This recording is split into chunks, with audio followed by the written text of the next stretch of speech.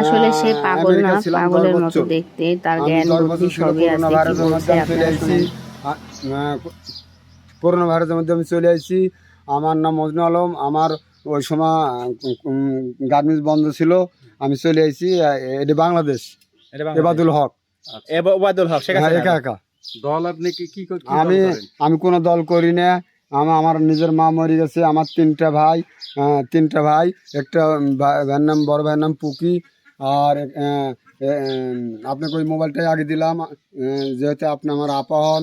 আপনার কত বাসা? সুন্দর আমার বাসা হচ্ছে, আসল বাসা হচ্ছে আমার হচ্ছে কক্সবাজার। কক্সবাজার, টেকনাফ, আসলে গাজীপুর, ঢাকা, ঢাকা, আচ্ছা আচ্ছা।